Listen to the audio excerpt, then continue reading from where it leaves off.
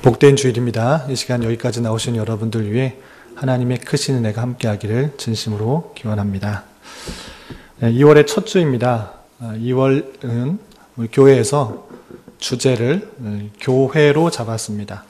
교회로 잡은 이유는 다른 게 아니라 우리 교회 설립 기념주일이 2월에 있기 때문에 2월 셋째 주가 저희 교회 설립주일이기 때문에 교회를 주제로 잡고 교회가 무엇인지를 생각해보는 그런 한 달로 보내고 있습니다.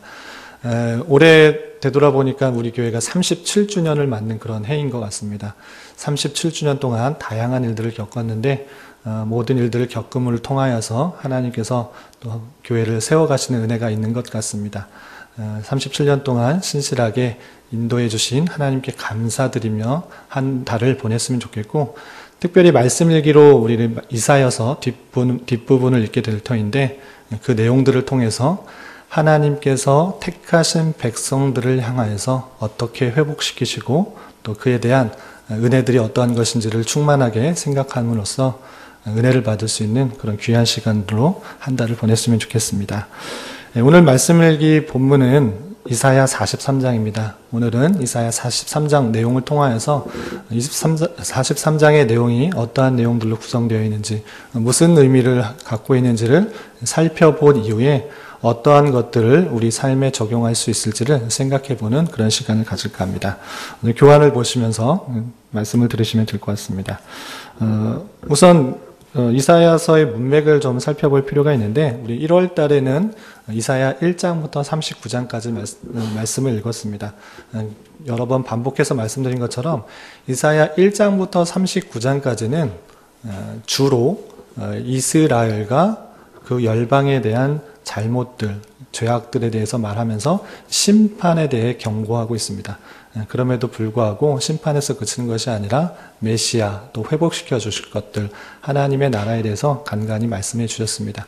그리고 2월부터 읽게 되는 40장부터 66장까지는 주로 하나님에 대한 나라의 회복, 그리고 소망, 위로에 대한 내용들이 주로 나오고 있습니다. 그래서 이스라엘들이 그냥 심판으로 그친 것이 아니라 영광스럽게 회복될 것이다 라는 말씀들이 많이 나오고 있고요. 그리고 그 남은 자들, 하나님께서 회복시켜 주시는 자들의 책임들이 어떠한 것이 있는지에 대해서 말씀하고 있습니다.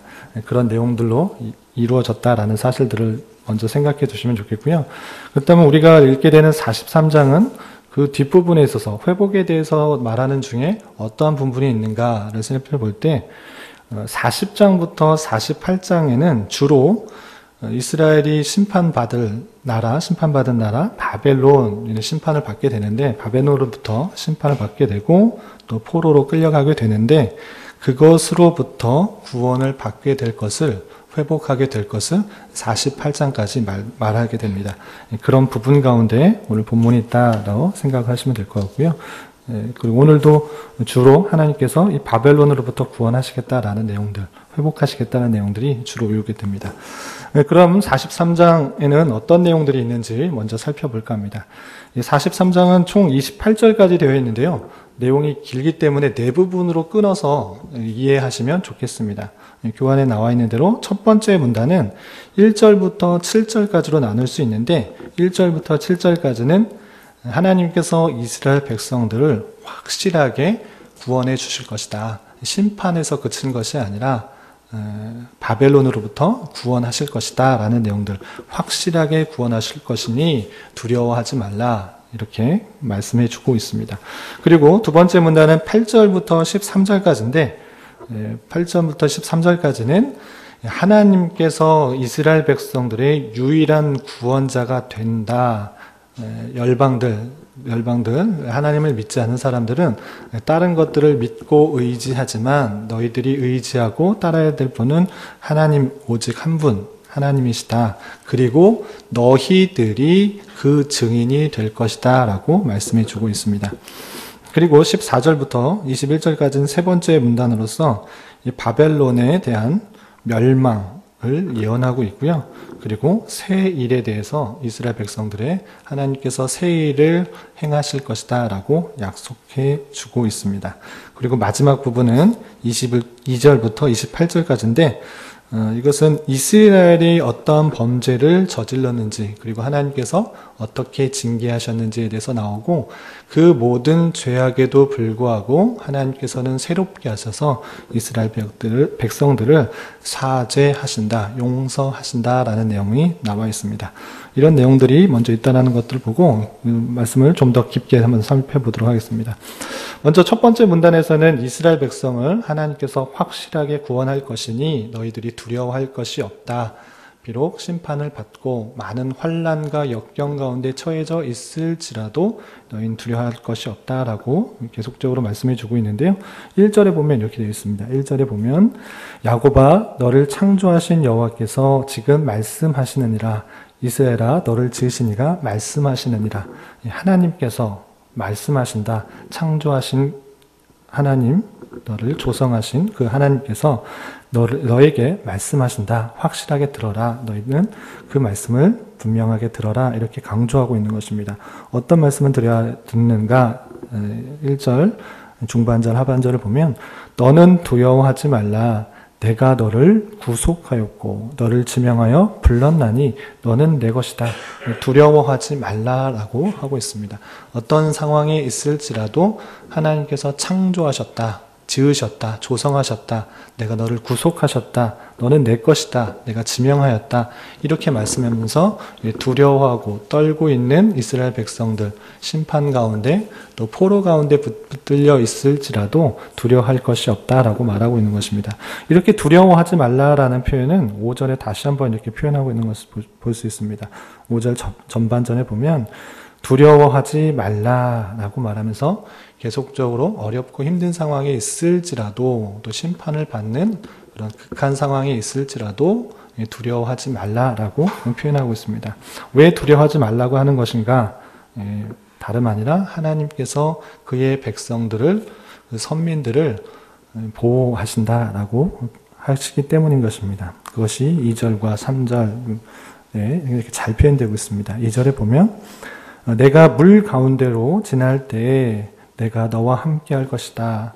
강을 건널 때에 물이 너를 침몰하지 못할 것이며 내가 불 가운데로 지날 때에 타지도 아니할 것이요 불꽃이 너를 사르지도 못하리라. 강, 물, 불 어떤 가운데 있을지라도 어떤 환경이 있을지라도 하나님께서 그것을 다 지켜 보호해 주시겠다라고 표현하고 있습니다. 3절에서도 대저 나는 여호와 내 하나님이요 이스라엘의 거룩한 이요 내 구원자입니다.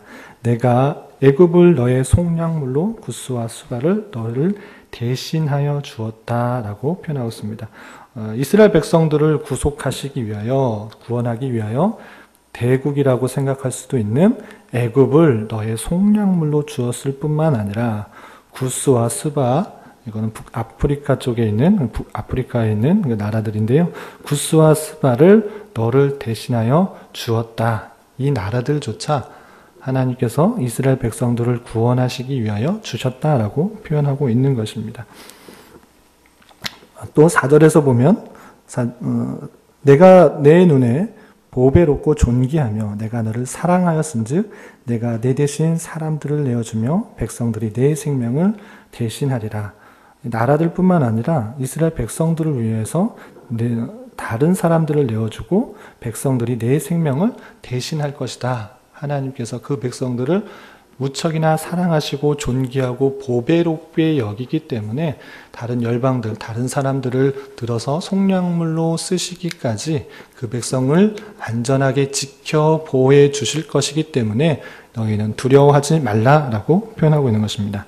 뿐만 아니라 이스라엘 백성들이 그 전쟁과 또 많은 핍박과 포로로 인해서 여러 지역으로 흩어져 있을지라도 하나님께서 그 흩어진 백성들을 신실하게 불러 모으셔서 다시 회복시키시겠다라는 내용이 5절 이하 7절까지 나오게 됩니다. 5절 보면 두려워하지 말라. 내가 너와 함께하여 네 자손을 동쪽에서부터 오게 하며 서쪽에서부터 너를 모을 것이며 6절 내가 북쪽에 이르기를 내놓으라. 남쪽에게 이르기를 가두어 두지 말라. 내 아들들을 먼 곳에서 이끌며 내 딸들을 땅끝에서 오게 하며 7절 내 이름으로 불려지는 모든 자 곧 내가 내 영광을 위하여 창조한 자를 오게 하라. 그를 내가 지었고 그를 내가 만들었느니라. 하나님께서 동쪽, 서쪽, 북쪽, 남쪽에 있는 모든 흩어져 있는 하나님의 백성들, 하나님의 자녀들, 하나님을 찬송하기 위해 지음받은 자들을 불러 모으실 것이다 라고 말씀하고 있다라는 것입니다. 하나님께서 그때에 회복시켜지고 또 많은 포로로 끌려갔을 뿐만 아니라 또 전쟁을 피해서 이쪽 저쪽으로 흩어져 있는 그 백성들을 하나님께서 1차적으로 모으셔서 회복시키시겠다라고 표현하고 있는 것이죠. 이런 내용들은 1차적으로는 당시에 이스라엘의 죄악으로 말미암아 심판받아서 포로로 끌려가는 백성들이 돌아올 것이다 라고 하는 그런 의미가 있을 뿐만 아니라 2차적으로는 하나님께서 하나님의 택하신 백성을 주님의 때에 모든 이 세계에 흩어져 있는 하나님의 백성을 불러 모아서 회복시키시겠다라는 영적 의미도 함께 내포되고 있습니다. 이사야서의 내용들이 항상 이렇게 이중적으로 이렇게 포함되고 있다는 사실들을 염두에 두고 읽으면 좋을 것 같습니다. 그리고 8절부터 13절까지는 오직 그 구원자, 구원하시고 회복시키신 이가 다름 아니라 유일하신 전무후무한 여호와 하나님이다. 그리고 너희들이 그 구원의 증인이 될 것이다 라고 표현하고 있습니다. 9절 보면 열방인들이 말하고 있는 그런 모습들을 보고 있는데 하나님을 증거하는 자들이 아니라 열방들이 말하고 있는 그런 표현들이 있습니다. 9절 보면 열방은 모였으며 민족들이 회접하였는데 그들 중에 누가 이를 알려주며 이전 일들을 우리에게 들려주겠느냐. 그들이 그들의 증인을 세워서 자기들의 옳음을 나타내고 듣는 자들이 옳다고 말하게 하여 보라. 열방들이 모여서 많은 민족들이 모여서 자신들이 옳다, 자신들의 능력이 있다, 자신들이 모든 것들을 해낼 수 있다 라고 말을 하고 그들의 증인들을 세워서 증거하려고 하지만 그들의 옳음들, 그들의 능력들을 증거하려고 하지만 그것들은 다 헛된 것이다 라고 표현하고 있고 오직 구원의 자는 구원하실 분은 하나님이라고 말하고 있는 것입니다. 10절 이하 이렇게 표현하고 있습니다. 나 여호와가 말하노라 너희는 나의 증인 나의 종으로 택함을 입었나니 이스라엘 백성들은 하나님의 증인으로 택함을 받았고 하나님의 종으로 택함을 입었다. 그 택함을 받아서 어떤 것을 하려고 하는 것인가? 이는 너희가 나를 알고 믿으며 내가 그인 줄을 깨닫게 하려 함이라. 나의 전에 지음을 받은 신이 없었느니라. 나의 후에도 없으니라. 나 곧 나는 여호와라. 나 외에 구원자가 없느니라. 12절 내가 알려주었으며 구원하였으며 보였고 너희 중에 다른 신이 없었나니 그러므로 너희는 나의 증인이요 나는 하나님이라 여호와의 말씀이니라. 13절 과연 태초로부터 나는 그이니 내 손에서 건질 자가 없도다. 내가 행하리니 누가 막으리요. 열방들을 모여서 자신의 옳음들을 증거하고 자신의 능력들을 증거하고 자신의 힘을 등령하고 자신의 구원, 자신들이 구원할 것 같이 말하지만 하나님은 오직 한 분이시고 나 외에는 구원자가 없다. 태초부터 함께 계시고 태초부터 하나님 되신 그 하나님께서 이스라엘 백성을 구원할 뿐이다. 그리고 너희들이 그것들의 증인으로 또 나의 종으로 택함을 입었다라고 표현하고 있는 것입니다. 그래서 이스라엘 백성들은 하나님께서 이스라엘 백성들을 회복시키시고 구원하시는 것들을 경험함으로 깨달아 알게 되고 오직 한 분 하나님만이 우리의 구원자시라는 것들을 깨달음으로 말미암아 하나님의 증인으로서의 삶을 살게 된다라고 표현하고 있는 것입니다. 세 번째 문단에서는 14절부터 21절까지인데 바벨론에 대한 멸망에 대해서 쭉 말하고 있습니다. 14절 보면 너희의 구속자요 이스라엘의 거룩하니 여호와가 말하노라. 너희를 위하여 내가 바벨론에 사람을 보내어 모든 갈대아 사람에게 자기들의 연락하던 배를 타고 도망하여 내려가게 하리라. 바벨론에 사람을 보내어서 모든 갈대아 사람, 바벨론 백성들, 갈대아 사람이라고 표현하고 있는데요. 자기들이 연락하던 배를 타고 도망하여 내려간다. 멸망을 받게 된다라고 표현하고 있는 것입니다. 14절뿐만 아니라 또 17절에도 이런 표현이 있습니다.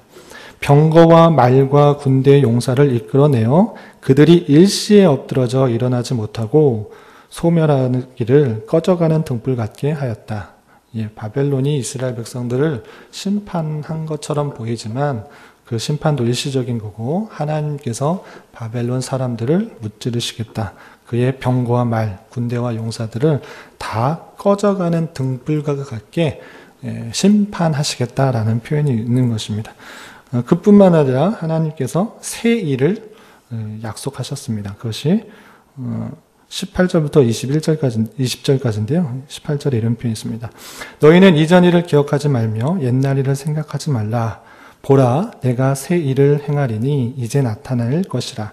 너희가 그것을 알지 못하겠느냐? 반드시 내가 광야의 길을 사막의 강을 내리니. 이스라엘 백성들이 바벨론으로 끌려갔을진데 이제 바벨론이 멸망함으로 말미암아 다시 이스라엘을 돌아오는 그 길을 말을 하고 있는 것입니다. 그 사막의 길을 내어서 광야의 길을 내어서 또 하나님께서 이스라엘로 돌아오는데 부족함이 없도록 새 일을 행하겠다라고 표현하고 있는 것입니다. 20절에서도 장차 들짐승 곧 승냥이와 타조도 나를 존경할 것은 내가 광야의 물을 사막의 강들을 내어 내 백성 내가 택한 자에게 마시게 할 것입니다. 바벨론으로 끌려간 이스라엘 백성들이 돌아오는 길은 사막길이고 쉬운 길이 아닙니다. 그럼에도 불구하고 하나님께서 평탄하게 갈 수 있는 길을 내실 뿐만 아니라 그곳에서 충분히 먹을 마실 강을 새롭게 하여 주심으로 말미암아 심지어는 피조물의 하나일 승냥이, 타조, 들짐승 이런 것까지도 하나님을 존경하고 찬양하게 될 새 일들을 말하고 있는 것입니다. 이것은 아까 말씀드린 것처럼 1차적으로 이스라엘 백성들이 바벨론 포로에서 돌아오게 될 것을 표현하고 있지만 그것이 아니라 그것을 뛰어넘어서 2차적으로 우리가 죄와 사망에서 벗어나서 새로운 사람으로 돌아오게 될 하나님의 놀라운 능력들을 표현해주고 있다라고 생각하면 될 것입니다.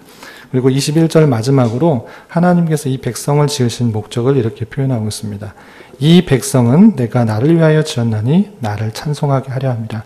이 모든 하나님의 놀라운 주권 가운데 회복시키시고 구원시키시는 능력을 통해 하나님 들짐승들뿐만 아니라 하나님을 찬송하게 될 것이고 그렇게 찬송하는 것을 통한 그것이 백성, 하나님의 선민을 지으신 목적이다라고 표현하고 있는 것입니다.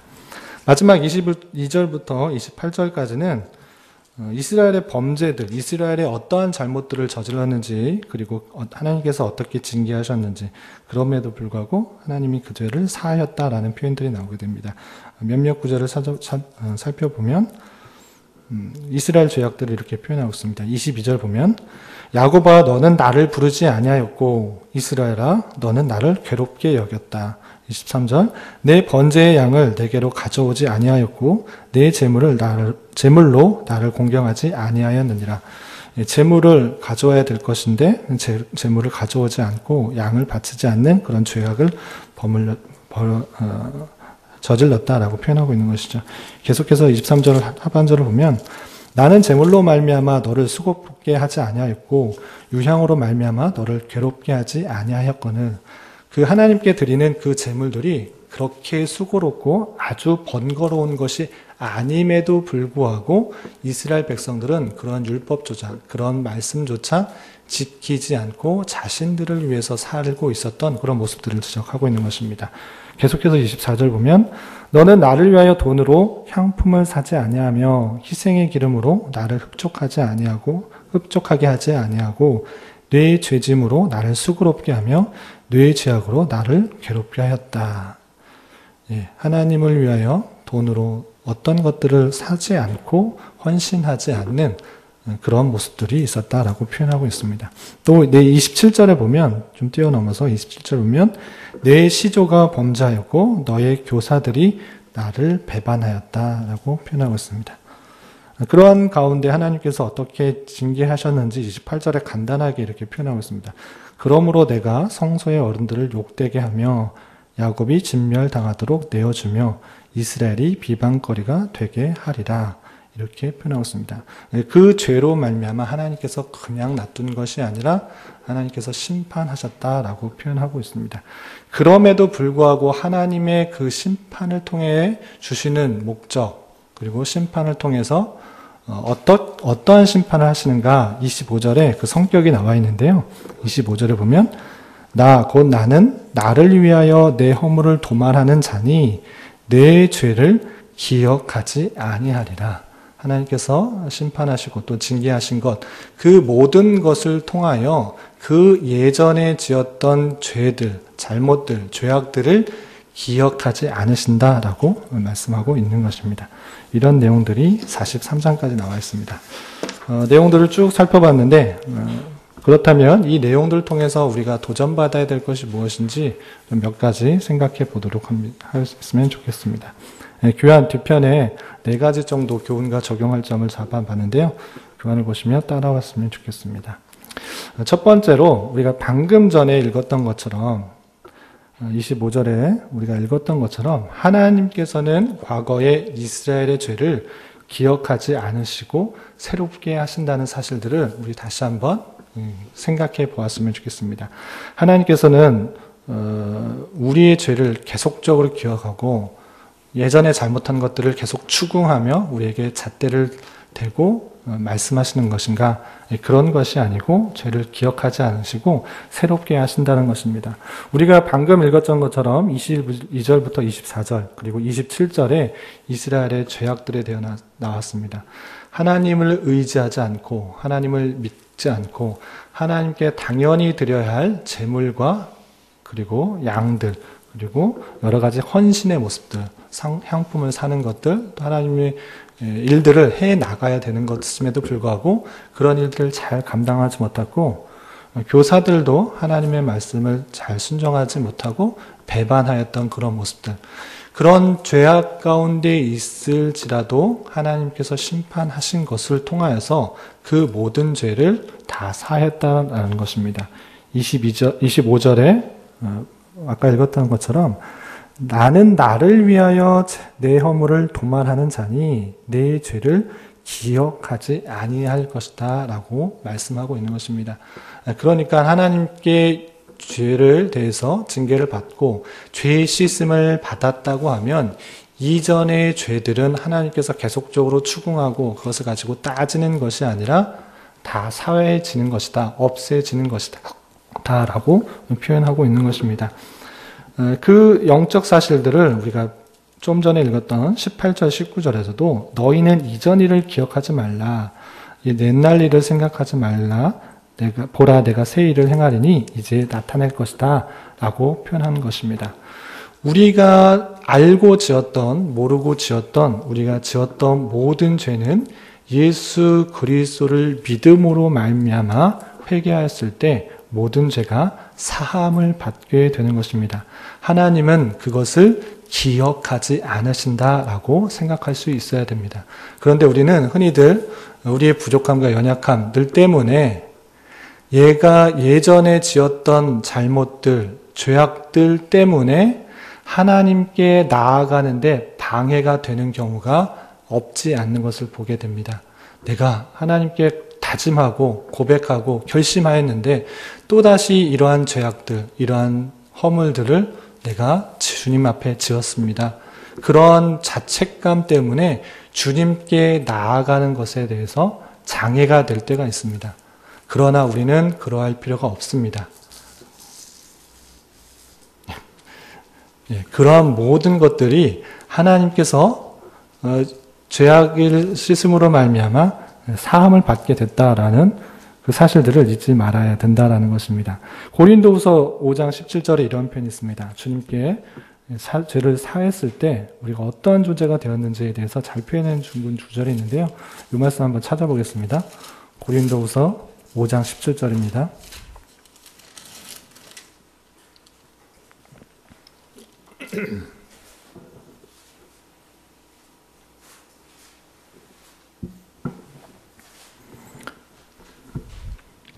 고린도후서 5장 17절 말씀 잘 아는 말씀인데 우리가 예수 그리스도로 말미암아 새 사람이 되었다라는 그런 표현들이 이렇게 표현되고 있습니다.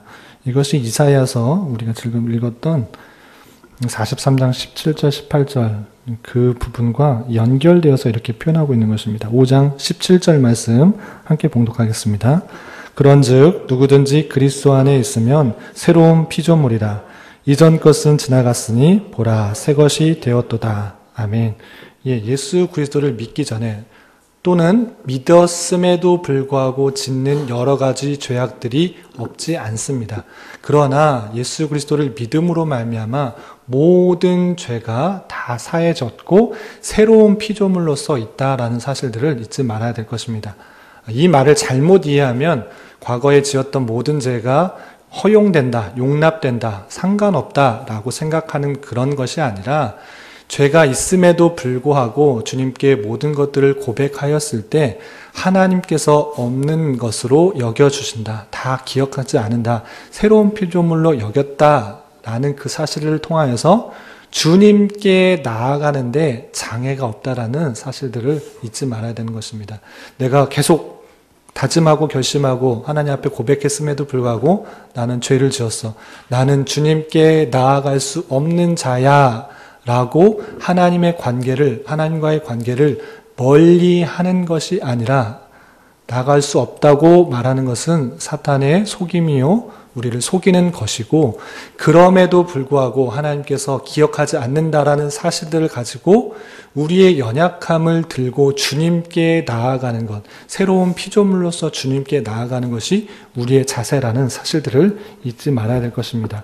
우리가 연약하고 또 죄가 있음에 그 사실에 빠져버린다면 그 사실에 갇힌다고 하면 주님께 나아갈 수 없지만 그럼에도 불구하고 하나님께서 그 모든 것들을 기억하지 않으시고 새로운 피조물로서 여겨주신다는 사실들 그 모든 죄를 용서해 주시고 주님의 자녀로 받아주신다는 사실들은 주님께로 더욱더 나아가게 할 수 있는 힘이 된다는 사실들을 잊지 말아야 될 것입니다. 그런 표현이 또 한 구절이 있는데요. 이 구절도 한번 같이 찾아봤으면 좋겠습니다. 시편 103편 8절부터 14절입니다. 하나님께서 사람들은 자신에게 행한 것에 대해서 그대로 갚고 보복하고 또 하시지만 우리 하나님께서는 그 모든 것들을 용서하여 주시고 우리의 연약함들을 다 아신다라는 그런 고백이 담긴 다윗의 시인데요. 많이들 아시는 그런 시라고 생각됩니다. 우리 시편 103편 8절 부터 14절까지 말씀 뜻을 생각하면서 하나님의 자비하심들을 한번 읽어보도록 하겠습니다. 8절부터 14절까지 함께 봉독합니다. 여호와는 긍휼이 많으시고 은혜로우시며 노하기를 더디하시고 인자하심이 풍부하시도다. 자주 경책하지 아니하시며 노를 영원히 품지 아니하시리로다. 우리의 죄를 따라 우리를 처벌하지는 아니하시며 우리의 죄악을 따라 우리에게 그대로 갚지는 아니하셨으니 이는 하늘이 땅에서 높음같이 그를 경외하는 자에게 그의 인자하심이 크심이로다. 동이 서에서 먼 것 같이 우리의 죄가를 우리에게서 멀리 옮기셨으며 아버지가 자식을 긍휼히 여김같이 여호와께서는 자기를 경외하는 자를 긍휼히 여기시나니 이는 그가 우리의 체질을 아시며 우리가 단지 먼지뿐임을 기억하심이로다. 아멘. 우리는 참으로 연약하고 부족합니다. 죄 가운데 빠지고 계속적으로 하나님께 헌신을 다짐하고 죄악을 짓지 않겠다고 다짐하지만 죄악에 빠지기도 하고 실수하고 넘어지기도 합니다. 그렇기 때문에 내가 하나님께 나아갈 수 없다, 하나님께 갈 수 없다, 그것에 빠지는 것이 아니라 이렇게 연약한 존재임에도 불구하고 우리의 죄가를 죄가대로 다 심판하지 않으시고 긍휼히 여기신다라는 사실들을 기억하며 더욱더 하나님께 우리의 부족함과 연약함, 허물들을 들고 주님께 나아가는 그런 자가 되어야 될 것입니다. 하나님께서 우리의 죄를 기억하지 아니하신다라는 사실들을 가지고 주님께 더욱더 나아갈 수 있는 우리가 되어야 될 것입니다. 두 번째로 생각해 볼 것은 하나님께서 그의 백성을 부르시고 구원에까지 신실하게 인도하여 나아가신다라는 그런 사실입니다. 우리가 읽었던 것처럼 시편 43편 1절에 보면 하나님께서 이스라엘을 지명하여 불렀다라고 하고 있습니다. 그리고 또 지명하여 불렀다라는 것은 하나님께서 우리가 선택한 것이 아니라 하나님께서 우리를 선택한 선민이다라는 그런 표현이라고 생각할 수 있고요. 지명하여 불렀을 뿐만 아니라 하나님의 뜻 가운데 우리를 어떻게 인도하시는가, 우리가 읽은 것처럼 2절에서는 내가 물 가운데로 지날 때에 내가 너와 함께 하실 것이다. 강을 건널 때 물이 너를 침몰하지 못할 것이다 라는 표현들, 또 4절에서도 내가 내 대신 사람들을 내어주며 백성들이 내 생명을 대신할 것이다. 그리고 13절에서도 내 손에서 건질 자가 없도다. 내가 행하리니 누가 막을 것인가. 17절에서도 바다 가운데 길을 큰 물 가운데 지름길을 내고 병거와 말과 군대와 용사들을 이끌어내어 그들이 일시에 엎드러져 일어나지 못하게 하고 등등등 계속적으로 표현하고 있는 것은 하나님의 주권 가운데 이스라엘 백성들을 회복시키실 뿐만 아니라 신실하게 그 구원의 길의 과정도 이끌어 나가신다라는 사실들입니다. 우리는 이 사실들을 잊지 말아야 될 것입니다. 우리가 구원을 받은 것, 우리를 지명하여 부른 것, 그것도 하나님의 주권 가운데 있을 뿐만 아니라 이 세상에 살아가는 모든 것조차 하나님의 신실한 인도하심 가운데 있다라는 사실들을 잊지 말아야 될 것입니다. 그렇지만 우리가 사는 삶의 현장에 있어서 때때로 하나님이 느껴지지 않을 때가 많이 있는 것 같습니다. 그리고 하나님의 심판과 또는 하나님의 환난, 주님이 주시는 여러 가지 환난과 같은 상황 속에서 하나님을 부정하거나 외면할 때가 없지 않은 것 같습니다. 그렇지만 정말 중요한 것, 그것은 무엇이냐? 내가 이 자리에 있다라는 것은 하나님의 크신 은혜가 있다라는 사실입니다. 수많은 이 세상의 사람들 중에 하나님의 계심을 믿고 하나님의 존재를 믿고 나를 구원해 주신 예수님이 있다라는 것을 믿는 것, 그 자체가 하나님의 놀라운 은혜요, 부르심이다라고 생각할 수 있습니다. 이 세상에 어떤 기적들, 많은 기적들을 생각할 수 있지만 그 모든 것들 중에 가장 큰 기적은 보이지 않는 하나님을 믿고 또 예수 그리스도의 희생으로 말미암아 내가 구원을 받았다라는 그 사실일 것입니다. 그 가장 큰 기적을 믿는다. 그리고 그것을 믿음으로 내가 이 자리에 있다. 그 사실들이 가장 큰 부르심의 증거입니다. 그 부르심의 증거를 입은 자는 부르셨을 뿐만 아니라 구원의 길까지 신실하게 인도해 주신다는 사실들을 잊지 말고 우리는 나아가야 될 것입니다. 때로는 하나님이 느껴지지 않고 멀게만 느껴지고 또 외롭게만 느껴질지라도 환난과 핍박 속에 있는 것 같이 느껴질지라도 하나님께서 우리를 부르셨을 뿐만 아니라 그 모든 상황과 환경과 여건을 도구로 방편으로 사용하여서 하나님의 백성을 거룩하게 하시는 목적이 있음을 알아 욥과 같이 이 모든 상황을 통하여서 내가 더 정금과 같이 나가게 될 것이다 라고 고백할 수 있어야 될 것입니다. 욥기 23장 10절 말씀, 많이 힘들고 어려울 때마다 우리가 고백하고 암송하는 말씀인데 욥은 이렇게 환난과 역경과 또 하나님이 주시는 하나님이 없는 것 같이 느껴지고 하나님이 왜 이렇게 시험을 주시나라고 원망과 같은 상황이 들 때 이렇게 고백하는 것을 볼 수 있습니다. 욥기 23장 10절에 보면 그러나 내가 가는 길을 그가 아시나니 그가 나를 단련하신 후에는 내가 순금같이 되어 나오리라. 예, 하나님께서 나를 단련시켜서 순금과 같이 되게 하시는구나 라고 생각할 수 있어야 될 것입니다. 때로 하나님이 느껴지지 않는 상황과 또 어렵고 환난과 역경과 같은 그런 순간이 있을지라도 하나님이 없는 것이 아니라 모든 상황을 통해서 하나님을 나를 단련하시는구나 라고 생각하고 잘 견디어 나가며 승리할 수 있어야 될 것입니다. 계속해서 세 번째로 생각할 것은 하나님을 과연 어떠한 분으로 우리는 고백하며 믿고 섬기고 있는가입니다.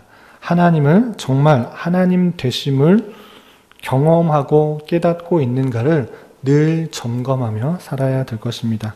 하나님께서는 오늘 43장에서만 해도 자신을 계속적으로 어떠한 하나님이다 라고 계속적으로 밝히는 것들을 볼 수 있습니다. 1절에서도 야곱을 창조하였다. 이스라엘을 구속하였다. 나는 여호와 내 하나님이다. 이스라엘의 거룩한 이다. 내 구원자이다. 또 11절에 나는 곧 여호와다. 나 외에는 구원자가 없다. 12절에서도 다른 신은 없었나니 나는 하나님이다. 13절에서도 태초로부터 나는 그이다. 15절에서도 나는 여호와 너희의 거룩한 이요 이스라엘의 창조자요 너희의 왕이니라. 같은 장에서도 계속적으로 내가 어떠한 분이신지를 밝히시는 하나님, 왜 이렇게 내가 어떠한지를 밝히고 있는가? 다른 말로 표현하면 너희 백성이 하나님이 어떠한 분이신지를 좀 깨달아라, 알아라 라고 표현하고 있는 것입니다. 그것이 구체적으로 10절에 이렇게 표현하고 있는 것입니다. 10절 하반절에 보면 이는 너희가 나를 알고 믿으며 내가 그인 줄 깨닫게 하려 함이라 라고 표현하고 있는 것입니다. 신앙의 연륜이 갖고 또 성경 공부를 많이 하고 또 우리 교회에서 많이 하고 있는 성경의 내용들 또 교리적인 지식들로 나아갈 때 잘못하면 지식적인 것으로만 그칠 수가 있습니다. 그러나 그것에 그치는 것이 아니라 하나님께서는 계속적으로 내가 누구인지를 밝히 말하면서 알고 믿으며 그인 줄을 깨닫게 하려 한다라고 표현하고 있습니다. 하나님에 대해서 지식적으로 어떠한 분이신지를 잘 알 수 있으나 하나님은 그것에 그치는 것이 아니라 단순히 지식적인 믿음으로 그치는 것이 아니라 그분이 어떠하심을 맛보아 알아서 그분이 어떠한 것인지를 삶으로 깨닫기 원하신다라는 사실들을 우리는 오늘 말씀을 통해 도전을 받아야 될 것입니다. 태초로부터 오직 한 분 하나님께서 우리를 창조하고 구원하셨다라는 것은 우리의 믿음의 대상이 오직 여호와 하나님 한 분이 되어야 된다라는 것이고 다양한 상황 속에서 하나님만 믿고 의지하고 따르는 가운데 인도해 주시는 하나님을 깨달음으로 말미암아 머릿속에서만이 아니라 삶으로 또 경험으로 하나님을 맛보아 알아야 될 것입니다. 지식적인 하나님에 그치는 것이 아니라 다양한 환경과 사건 속에 하나님을 경험함으로 깨달아 알아야 될 것이고 하나님의 풍성하심과 선하심과 아름다우심과 우리의 신음소리조차 들으시고 응답하시는 하나님을 맛보아 알아갈 수 있는 저와 여러분이 되시기를 주님의 이름으로 부탁을 드리겠습니다. 마지막으로 선민, 오늘 주제의 말씀과 같은데 하나님의 택하신 백성, 하나님께서 부르시고 인도하시는 그 모든 목적이 무엇인가? 왜 우리를 지으시고 이 땅에 살게 하셨는가? 왜 이렇게 험난한 삶을 경험하게 하시는가? 그 선민의 정체성과 사명을 잘 알아야 되겠습니다. 그것이 오늘 말씀에서도 잘 표현되어 있는데요. 43장 1절 하반절에 보면 이렇게 표현하고 있습니다. 하나님의 이스라엘 백성의 정체성은 1절 하반절에 보면 너는 내 것이라 하나님의 소유된 자다. 나는 어떠한 자의 소유도 아니고 오직 하나님의 백성, 하나님의 자녀, 하나님의 소유된 것이다 라는 사실들을 잊지 말아야 될 것입니다. 또한 4절에 이런 표현도 있습니다. 4절을 보면 내가 내 눈에 보배롭고 존귀하며 내가 너를 사랑하였다. 그 자가 우리 선민 이스라엘 백성들, 영적 이스라엘 백성들, 우리라는 사실들입니다. 우리는 하나님의 소유일 뿐만 아니라 하나님께서 우리들을 생각할 때 보배롭고 존귀하고 사랑을 받는 자로서 우리를 부르셨다는 그 사실들, 그 정체성들을 잊지 말아야 될 것입니다. 그것이 우리의 정체성이고 그렇다면 이 정체성을 가지고 이 땅에서의 어떠한 삶을 살아야 되는가, 왜 지었는가, 사명에 대해서도 여러 구절 표현되고 있는데요. 7절에 보면 이런 표현이 있습니다. 7절 보면 내 이름으로 불려지는 모든 자, 곧 내가 내 영광을 위하여 창조한 자를 오게 하라. 창조했는데 어떤 것을 위하여 창조했는가? 내 영광을, 하나님의 영광을 위하여 창조하였다라는 표현들을 살펴볼 수 있습니다. 그렇기 때문에 우리의 사명들, 우리가 나아가야 될 방향들, 우리가 행해야 될 것은 하나님께 영광을 돌리는 것이다 생각할 수 있고요. 그리고 10절과 12절에 두 번씩이나 반복해서 표현된 부분은 하나님의 증인이라는 표현입니다. 10절 전반절에 보면 나 여호와가 말하노라 너희는 나의 증인이다 라는 표현들, 또 12절에 보면 12절 하반절에 보면 다른 신이 없었나니 그러므로 너희는 나의 증인이요 라는 표현들이 있습니다. 또 하나의 우리의 사명은 주님의 증인된 자로서의 삶을 살아야 된다라는 것입니다. 이것은 마태복음 28장 19절 20절 뿐만 아니라 사도행전 1장 8절에서도 표현됐듯이 우리는 주님의 증인으로서의 삶을 살아야 되는 것입니다. 증인은 어떠한 자입니까? 재판장이 불러와서 증인이 해야 될 일은 그것을 확실하게 증거해야 되는 것입니다. 우리가 깨닫고 경험하고 하나님이 어떠한 분이신지를 증거하는 것, 말을 하지 않는 것이 아니라 증거하는 것이 우리의 사명이다라는 것을 다시 한번 생각해 보아야 될 것입니다. 21절에도 우리가 읽었던 21절에도 우리의 사명들에 대해서 이렇게 우리가 지으심을 받은 목적을 이렇게 표현하고 있습니다. 43장 21절에 이 백성은 내가 나를 위하여 지었나니 나를 찬송하게 하려 함이라. 나를 위하여 지으신 것인데 나를 위하여서 어떤 것을 하는 것이 이스라엘 백성들의 사명인가, 목적인가? 하나님을 찬송하게 하려 합니다. 이것은 아까 말한 것처럼 영광을 돌린다, 찬송을 돌린다 같은 표현인데 우리가 이 땅에서의 삶을 살아가는 이유, 목적, 지으심을 받은 목적, 우리의 사명은 하나님의 증인된 삶을 살 뿐만 아니라 하나님이 어떠한 분이신지를 계속적으로 찬송하는 것이 우리의 사명이라는 것들을 기억해 보아야 될 것입니다. 그렇기 때문에 어떠한 상황, 또 내가 잘된 상황이 있을지라도 내가 높이 우러럼을 벗고 사랑을 받는 그런 상황에 있을지라도 내 자신이 유익을 얻거나 인기를 얻거나 명성을 얻거나 사랑을 받기보다는 먼저 모든 것을 주관하여 주시고 인도하여 주시고 이끌어 주신 하나님께 영광을 돌려대고 찬송을 돌려 내 자신이 겸손한 사람으로 있어야 될 것입니다. 또 한 가지 생각해야 될 것은 하나님께서 우리를 하나님의 영광을 나타내는 자로서, 영광을 드러내는 자로서 있다라는 그 사실들인데요. 그것은 우리의 삶을 통하여 하나님의 영광이 드러난다라는 것입니다. 그것은 하나님의 말씀이 어떠한지를 잘 깨닫고 그러한 삶을 삶으로 말미암아 세상이 추구하는 자신과 또 자신의 유익만을 위한, 자신의 부귀만을 위한, 안위만을 위한 삶이 아니라 하나님께 영광이요 다른 사람들에게 유익이 되는 그런 하나님의 말씀을 따라 사는 삶으로 말미암아 다른 사람이 하나님께 영광을 돌리는 그런 삶으로 이어져야 된다라는 것입니다. 여러분들도 잘 알고 있는 마태복음 5장 16절에 이렇게 표현하고 있는 것입니다. 이같이 너희 빛이 사람 앞에 비치게 하여 그들로 너희 착한 행실을 보고 하늘에 계신 너희 아버지께 영광을 돌리게 하라. 하나님을 믿고 따르고 구원받았다라고 끝나는 것이 아니라 하나님께서 주신 말씀을 순종하고 따르는 것을 통하여서 그 행실, 착한 행실을 통해서 하나님께 영광 돌리는, 믿지 않는 사람조차 하나님께 영광을 돌리게 하라라는 것이 우리의 사명이라는 사실들을 다시 한번 생각해 보았으면 좋겠습니다. 이 내용들을 생각하면서 우리 하루 한 주를 보내야 될 것이고 맺은 말을 읽고 말씀을 마치겠습니다.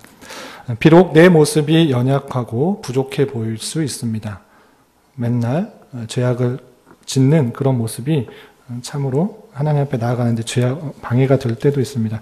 그렇지만 우리 자신은 그 모든 것들을 사함받은 자라는 사함받았다는 사실들 뿐만 아니라 주님의 택하신 백성이고 법외롭고 존귀한 자이며 사랑받는 자임을 잊지 말아야 될 것입니다.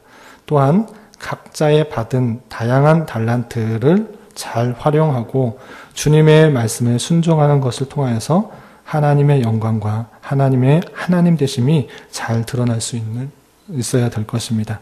이런 것을 힘써야 될 것이고 이러한 은혜가 우리 모두에게 있기를 진심으로 기원합니다. 기도하겠습니다. 하나님 아버지 감사합니다. 오늘 말씀을 통하여서 하나님의 백성으로서의 정체성과 사명을 다시 한번 생각해 보았습니다. 때로 세상 속의 많은 일들과 상황 속에 매몰되어 하나님을 생각하지 않고 지낼 때가 많이 있었음을 고백합니다. 저희들을 불쌍히 여겨주시고 선민의 정체성을 잊지 않고 살아가는 자 되게 하여 주시옵소서. 주님 또한 주님께서 우리의 죄를 기억하지 않으신다는 약속을 믿고 우리가 행하였던 부족함과 연약함 때문에 너무 낭망하거나 좌절하는 것이 아니라 더욱더 힘을 내 주님의 인도하심을 기억하며 주님을 의지하며 주님께 더 나아갈 수 있는 자 되게 하여 주시옵소서. 또한 우리의 사명을 기억하며 언제나 주님의 영광을 위하여 부르심을 입은 자답게 그의 말씀을 순종하는 것을 통하여 주님의 어떠하심들을 잘 드러내게 하여 주시고 주님의 증인된 삶을 잘 살아갈 수 있도록 인도하여 주시옵소서. 예수님의 이름으로 기도드리옵나이다. 아멘.